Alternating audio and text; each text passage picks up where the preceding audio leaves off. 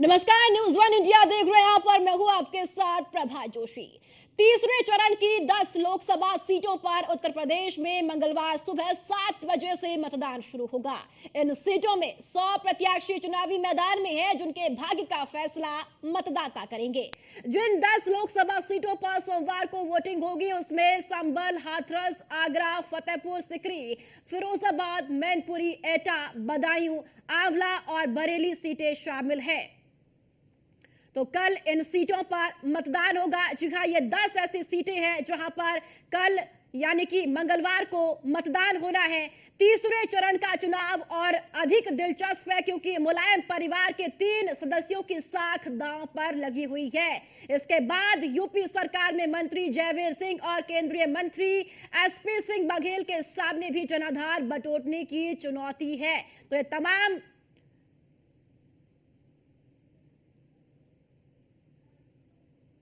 तो किन सीटों पर दाव साख पर है, ये आपको बता दें कि बदायूं सपा से आदित्य यादव प्रत्याशी है, समाजवादी पार्टी की ओर से प्रत्याशी बनाया गया है। और आगरा से भारतीय जनता पार्टी की बात की जाए तो एसपी सिंह बघेल चुनावी मैदान में है और हाथरस बीजेपी अनूप प्रधान चुनावी मैदान में है।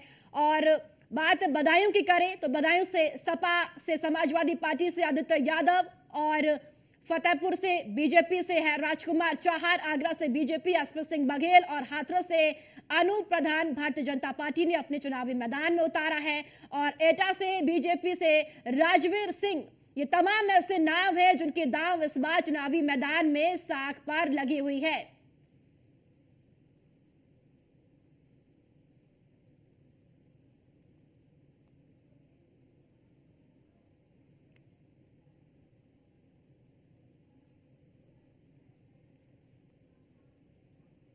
तो चलिए इन सीटों पर किस तरह की व्यवस्थाएं हैं और साथ ही साथ क्या समीकरण इन सीटों पर है, इसे जानने के लिए हमारे रिपोर्टर्स हमारे साथ जुड़ चुके हैं। जोगिंदर सिंह संवाददाता फतेहपुर से हमारे साथ जुड़ चुके हैं और पीयूष तिवारी बदायूं से हमारे साथ है। पीयूष, सबसे पहले आपका ही रुख करूंगी, बदायूं की स्थिति क्या देखने को मिल रही है इस वक्त?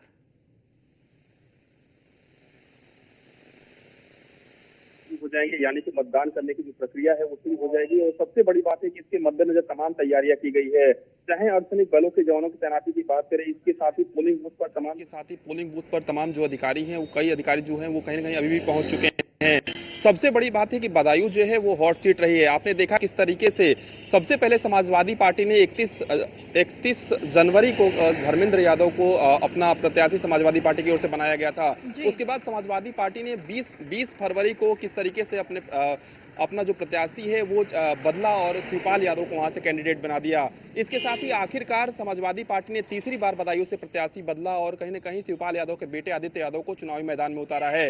इसके साथ ही भारतीय जनता पार्टी की अगर हम बात करें तो भारतीय जनता पार्टी की ओर से दुर्विजय साक्य को बीजेपी ने प्रत्याशी बनाया है। बसपा ने मुस्लिम खां को अपना प्रत्याशी बनाया है, यानी कि उनका नाम भी मुस्लिम खान है और मुस्लिम कैंडिडेट को बसपा ने अपना कैंडिडेट बनाया है। 1996 से आप देखेंगे तो समाजवादी पार्टी का एक तरीके से दबदबा रहा बदायूं पर, या यूं कहें कि एक तरीके से गढ़ रहा। 2014 में धर्मेंद्र यादव चुनाव जीतते हैं। उसके बाद धर्मेंद्र यादव को 2019 में जो भारतीय जनता पार्टी की प्रत्याशी उस दौरान बनाई गई थी संघमित्रा मौर्य, स्वामी प्रसाद मौर्य की बेटी, उन्होंने करीब 19,000 वोटों से धर्मेंद्र यादव को हराया था।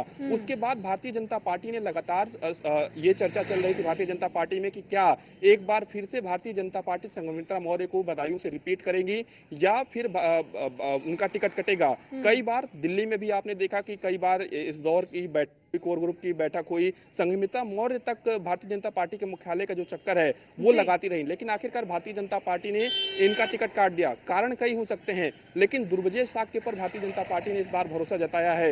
इसके साथ ही साक्य वोट बैंक जो है उसको लेकर किस तरीके से निशाना साधा जा सके, इसको लेकर भी भारतीय जनता पार्टी ने चिंतन और मंथन किया। और बीजेपी की इस बार यही कोशिश होगी कि यादव वोट बैंक के साथ साथ जो गैर यादव ओबीसी वोट बैंक है उस पर किस तरीके से निशाना साधा जा सके। और बदायूं एक महत्वपूर्ण सीट है, क्योंकि भारतीय जनता पार्टी ने उत्तर प्रदेश में 80 की 80 सीटें जीतने का लक्ष्य बीजेपी की ओर से रखा गया है। हालांकि आपने देखा कि जब भी जी बिल्कुल पीयूष, फिर से आपके पास लौटूंगी। जोगिंदर भी हमारे साथ है फतेहपुर सीकरी से। जोगिंदर, फतेहपुर की सीकरी की सीट की स्थिति बताइए, चुनावी लिहाज से इस वक्त क्या देखने को मिल रही है? क्योंकि कल चुनावी मैदान में जितने भी प्रत्याशी हैं उनके भाग्य का फैसला कल मतदाता करेंगे। 7 बजे से मतदान की प्रक्रिया शुरू हो जाएगी।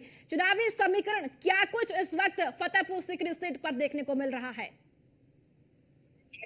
जी, मैं आपको बता दूं कि आगरा की फतेहपुर सीकरी लोकसभा इस समय बड़ी हॉट सीट मानी जा रही है, क्योंकि यहाँ पर किसान मोर्चा के राष्ट्रीय अध्यक्ष चुनाव लड़ रहे हैं और तमाम दिग्गज नेता, चाहे मुख्यमंत्री हो, चाहे प्रधानमंत्री हो, चाहे तमाम मंत्री हैं, जो कि डोर और घर घर जाकर उन्होंने पार्टी के लिए वोट मांगा है। वहीं जी दूसरे मुकाबले में अगर बात करें गठबंधन की, तो जो प्रत्याशी है रामनाथ बाबा के नाम से मशहूर है। आपने रोड शो भी देखा और तमाम उनकी खबरें भी देखी, मगर कहीं ना कहीं कड़ी टक्कर देते नजर आ रहे हैं भारतीय जनता पार्टी के राष्ट्रीय अध्यक्ष को। ये सीट कहीं ना कहीं भारतीय जनता पार्टी अपने हाथ से न खो दे, क्योंकि यहाँ की 36 कौम और तमाम जो वोटर है वो कहीं ना कहीं नाराज है, क्योंकि फतेहपुर सीकरी से जो सांसद है मौजूदा, उनके तमाम जो, क्योंकि उन्होंने 5 साल के बाद के बीच पहुंचे, यही जी लोगों के बीच उनका विरोध चला आ रहा है। वहीं गठबंधन का प्रत्याशी जो कि लोकसभा विधानसभा में भी चुनाव लड़े थे कांग्रेस से, जहां दूसरे नंबर के प्रत्याशी रहे, वहीं कांग्रेस ने और गठबंधन ने उन पर भरोसा जताया है और उन्हें फिर से फतेहपुर सीकरी में प्रत्याशी बनाया। और प्रत्याशी बनने के बाद ऐसा कहीं नहीं लग रहा था कि कहीं टक्कर में होंगे, लेकिन जनता के और उनकी मेहनत हमेशा से लंगलाई है और आज भी वह कड़ी टक्कर देते हुए नजर आ रहे हैं। फतेहपुर सीकरी सीट जी 2009 में अस्तित्व में आई, जहां बसपा से सीमा उपाध्याय प्रत्याशी रही कि वो जीत का परचम लहराई थी। उसके बाद में 2014 में भारतीय जनता पार्टी से बाबूलाल चौधरी चुनाव लड़े थे, वो भी सांसद रहे। और तीसरी जब चुनाव हुआ तो राजकुमार सांसद चुनाव जीत करके दिल्ली गए और बड़ी जीत का अंतर था, 5 लाख वोटों की जीत का अंतर था। फिर उसके बाद में भारतीय जनता पार्टी ने उन्हें एक अच्छा तोहफा दिया, जिन्हें किसान मोर्चा का राष्ट्रीय अध्यक्ष बनाया। आज जी उनका बड़ा जो मुकाबला होगा वो यहाँ के गठबंधन प्रत्याशी से होगा। बड़ी मुकाबले की बात की जाए तो फतेहपुर सीकरी में सुबह 7 बजे से लेकर मतदान शुरू होगा। मैं आज फतेहपुर सीकरी के खेरागढ़ ब्लॉक में खड़ा हूं, जहां मतदान और लोगों के बीच बड़े उत्साह है, जो कि जी सुबह मतदान के लिए अभी से लोग एक दूसरे को उत्साहवर्धन कर रहे हैं और लोग वोट की इंतजार भी कर रहे हैं सुबह। जी बिल्कुल जोगिंदर, लगातार अब ये कयास भी लगाई जा रही है कि जिस तरीके से पहले चरण और दूसरे चरण में वोटिंग प्रतिशत भी कम रहा, हो सकता है इस चरण में वोटिंग प्रतिशत भी बढ़े। पीयूष, अगर बात बदायूं की करें तो स्थानीय मुद्दे ज्यादा प्रभावी इस बार नजर आ रहे हैं या फिर राष्ट्रीय मुद्दे इस बार चुनावी मैदान में देखने को मिल रहे हैं? मत प्रतिशत का भी जिक्र करिए कि 2 चरणों में जिस तरीके से मत प्रतिशत रहा, इस बार क्या लगता है कि कितना मत प्रतिशत बढ़ सकता है? देखिए, अगर हम बात करें तो बदायूं की बात करें या ऐसे तमाम जो सीटें हैं जहां पर माना जाता रहा है कि एक पार्टी का वो ये यहाँ पर वर्चस्व रहा है। जी ऐसे में यहाँ पर निश्चित रूप से विकास एक मुद्दा रहता है, लेकिन जातिगत समीकरण भी यहाँ पर सेट किया जाता है और जाति को भी एक मुद्दा बनाया जाता है। इस बात से इनकार नहीं किया जा सकता है और यही कारण है कि तमाम जो राजनीतिक पार्टियां हैं, चाहे वो बीजेपी हो, चाहे वो समाजवादी पार्टी हो, चाहे वो बसपा हो, सभी पार्टियां जो है वो जातिगत और धार्मिक रूप से जो वोट है उस वोट बैंक को अपनी तरफ खींचने का जो प्रयास है वो करती है और इसी के जी तहत कहीं ना कहीं प्रत्याशियों का भी चयन किया जाता है। क्योंकि समाजवादी पार्टी ने, आपने देखा कि किस तरीके से समाजवादी पार्टी काफी कंफ्यूज रही इस सीट को लेकर। यानी कि समाजवादी पार्टी ने पहले धर्मेंद्र यादव के यहाँ से प्रत्याशी बनाया, फिर शिवपाल यादव को प्रत्याशी बनाया, आखिरकार जी उन्होंने आदित्य यादव को प्रत्याशी बनाया। पिछली बार की भी अगर आप वोट परसेंटेज की अगर हम बात करें तो आपने देखा कि चाहे पहले चरण की बात करें या दूसरे चरण की बात करें, आमतौर पर जो वोट परसेंटेज होना चाहिए, जिस तरीके से लोगों को बढ़ चढ़ कर मतदान करना चाहिए, वो प्रतिशत देखने को नहीं मिला। और भारतीय जनता पार्टी ने इस बार लोगों से खासतौर पे अपील की है, क्योंकि बीजेपी की को लगता है कि अगर ज्यादातर जो वोट हैं वो नहीं पड़ेंगे, यानी कि लोग घरों से नहीं निकलेंगे, तो उनका वोट बैंक प्रभावित होगा। ऐसे में कई बीजेपी नेताओं का ऐसा मानना है कि कहीं ना कहीं लोगों को घरों से निकलना चाहिए और अपील किया जा रहा है। तो कोशिश यही रहेगी, चाहे वो समाजवादी पार्टी के नेता हो, चाहे वो बीजेपी के नेता हो, कि ज्यादा से ज्यादा लोगों को वो घरों से निकालें और कहीं ना कहीं मतदान कराएं। इसके साथ ही बदायूं की अगर हम बात करें तो निश्चित रूप से बदायूं का विकास तो एक महत्वपूर्ण मुद्दा है, लेकिन इस बार कहीं ना कहीं समाजवादी पार्टी की साख भी एक तरीके से दांव पर लगी हुई है कि क्या आदित्य यादव इस बार चुनाव जीतते हैं कि नहीं जीतते हैं। क्योंकि पिछली बार जो हार जीत का मार्जिन था वो करीब बाजार का ही था। तो निश्चित रूप से इस बार समाजवादी पार्टी की भी साख दांव पर लगी हुई है और लगातार आपने देखा कि चाहे अखिलेश यादव की बात करें या समाजवादी पार्टी के तमाम दिग्गज नेताओं की बात करें, उन्होंने बदायूं के लिए खासतौर पे चुनाव प्रचार किया है। बिल्कुल, सभी की निगाहें अब बदायूं सीट पर भी टिकी हुई है और साख लगातार दांव पर सभी प्रत्याशियों की। आगरा से राजेश कुमार हमारे साथ जुड़ चुके हैं। राजेश, आगरा सीट की बात करें तो एक हॉट सीट भी है, चूंकि एसपी सिंह बघेल चुनाव मैदान में है। दांव साख अब दांव पर लगी हुई है भारतीय जनता पार्टी की और प्रत्याशी की भी। क्या स्थिति चुनावी लिहाज से आगरा में इस वक्त आपको देखने को मिल रही है?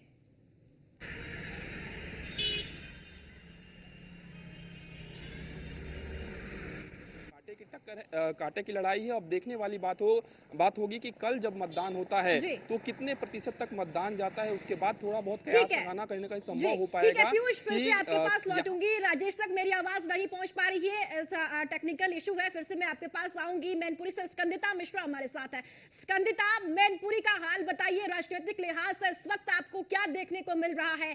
कल मतदान होना है, प्रत्याशियों के भाग्य का फैसला मतपेटी में कैद हो जाएगा कल?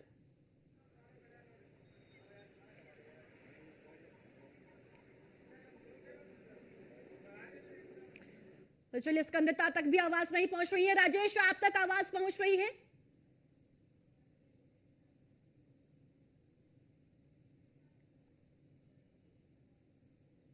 तो चलिए, राजेश तक भी आवाज नहीं पहुंच पा रही है। पीयूष, फिर से आपके पास में लौटूंगी। देखिए, जिस तरीके से अब कल मतदान होना है, पोलिंग पार्टियां भी अपने जो बूथ केंद्र है वहां पर पहुंच चुकी होंगी। क्या कुछ व्यवस्थाएं प्रशासन की ओर से देखने को मिल रही है? इंतजाम प्रशासन ने किस तरीके से पोलिंग बूथों पर किए हैं?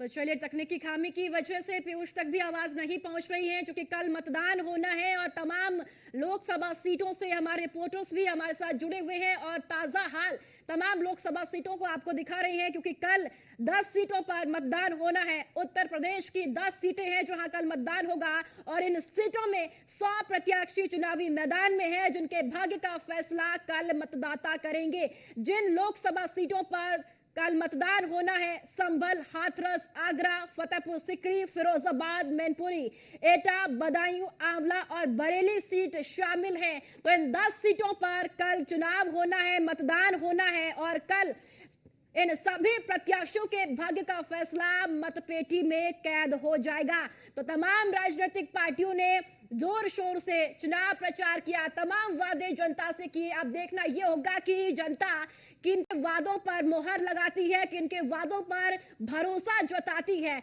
और 4 जून को नतीजे आएंगे। तो कल उत्तर प्रदेश की 10 सीटों पर मतदान होना है और मतदान को लेकर प्रशासन ने भी पुख्ता इंतजाम किए हैं।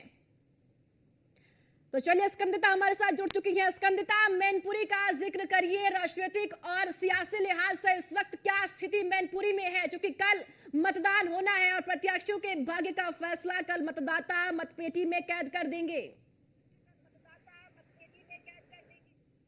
बिल्कुल, आपको बता दें, अगर मैनपुरी की बात कर ली जाए, मैनपुरी लोकसभा सीट की, तो यहाँ पर जहाँ एक और डिंपल यादव ताल ठोकती हुई नजर आ रही हैं, तो उनके अपोजिशन में जयवीर सिंह है जो लगातार प्रचार कर रहे थे। हालांकि कल 5 बजे प्रचार अंत हो गया था, प्रचार में विराम लग गई थी और एक भयंकर प्रचार जो है वो मैनपुरी में देखने को मिला, जहाँ पर समाजवादी पार्टी लगातार धरातल पर उतरी रही। खुद डिंपल यादव और यहाँ तक कि उनका पूरा परिवार जो है वो धरातल पर लगातार जनसभाएं कर रहा था, रैलियां कर रहा था और जनता के बीच जाकर जनता की समस्या सुनती हुई नजर आ रही थी डिंपल यादव। वहीं अगर जयवीर सिंह की बात की जाए तो वो भी अपने सभी कार्यकर्ताओं के साथ लगातार प्रचार कर रहे हैं। खुद सीएम योगी आदित्यनाथ उनके प्रचार के लिए उनके लिए वोट की अपील करने यहाँ पर आए थे, जहाँ पर उन्होंने जनसभा की, लोगों से बातचीत की। अगर वोट की बात कर ली जाए तो कल वो दिन है, महत्वपूर्ण दिन है और आज सबकी जो है वो कहीं ना कहीं धड़कनें बढ़ी हुई है, खास करके प्रत्याशियों की, कि कल आखिर क्या होगा। क्योंकि अगर दूसरे चरण की बात की जाए तो दूसरे चरण में वोट परसेंटेज काफी कम रहा था, लेकिन अब तीसरे चरण की बात है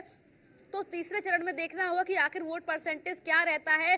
क्या 2014 और 19 के मुकाबले बढ़ेगा या दूसरे चरण की तरह जैसे पिछले चुनाव में हुआ कि कम ही रह जाएगा, क्योंकि लगातार इलेक्शन कमीशन की अगर बात की जाए तो वो भी लगातार कोशिश कर रहा है कि किस तरीके से जो मतदाता है उनको जागरूक किया जाए। अगर गर्मी की बात की जाए तो भीषण गर्मी पड़ रही है, तो इस वजह से भी कई लोग जो हैं वो घरों से नहीं निकल रहे हैं। ऐसे में पानी के इंतजाम किए जा रहे हैं, ठंडे पानी की व्यवस्था की जा रही है, जिससे मतदाता जो है वो घर से बाहर निकले और ज्यादा से ज्यादा जो है वो मतदान में हिस्सा लें और वोट परसेंटेज कहीं ना कहीं बढ़ता हुआ नजर आए, जिससे लोग कम से कम वोट करने ज्यादा से ज्यादा लोग पहुंचे। खासकर जो गर्भवती महिलाएं हैं उनके लिए तमाम इंतजाम किए गए हैं, बैठने के इंतजाम जैसे कुर्सी वहां पर रखने की व्यवस्था की गई है। जो बुजुर्ग लोग हैं उनको घर से बिल्कुल ठीक है स्कंदिता, मैनपुरी में भी तमाम इंतजाम है और प्रत्याशियों के भाग्य का फैसला कल हो जाएगा, मतदाता करेंगे। फिर से आपके पास लौटूंगी। आगरा से राजेश हमारे साथ है।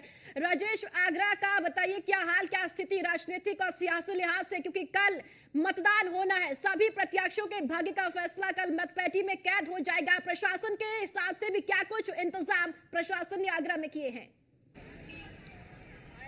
बिल्कुल प्रभा, प्रशासन पूरी तरह से तैयार है चुनाव को लेकर और जिस तरीके से यहाँ का मुकाबला है वो बेहद रोचक हो चुका है, क्योंकि भारतीय जनता पार्टी ने एक बार फिर एसपी सिंह बघेल पे ही अपना भरोसा जताया और उनको चुनावी मैदान में उतारा। ऐसे में उन पे बड़ी जिम्मेदारी है कि वो यहाँ पे पार्टी की जो उम्मीदें हैं उन पे खरा उतरे। समीकरण बहुत दिलचस्प है यहाँ का, क्योंकि जो मतदाताओं का मूड है वो हम जैसे अलग अलग इलाकों में गए, कुछ जगह पे उम्मीदवार को लेकर थोड़ी नाराजगी दिखाई दी, कहीं पे जाति फैक्टर जो है वो काफी अहम है। तो आगरा का जो मूड है और जो समीकरण है वो अपने आप में बहुत खास है, क्योंकि दुनिया भर में ताजमहल के लिए अपनी प्रसिद्धि के लिए जाना जाता है आगरा को, और ताजमहल चूंकि दुनिया में 7 अजूबों में शामिल है। उसी शहर में कल वोटिंग होगी और वोटिंग से पहले प्रशासनिक टीमें जो है पूरी तरह से अलर्ट हैं, ताकि निष्पक्षता से और किसी भी तरह से कोई अप्रिय घटना ना हो, उसको लेकर चुनाव हो सके। तो आगरा में कह सकते हैं प्रभा के प्रशासन पूरी तरह से अलर्ट है। जी जी, चलिए ठीक है राजेश, शुक्रिया आपका। स्कंदिता आपका भी, जोगिंद्र आपका भी, पीयूष आपका भी बहुत बहुत शुक्रिया जानकारी साझा करने के लिए।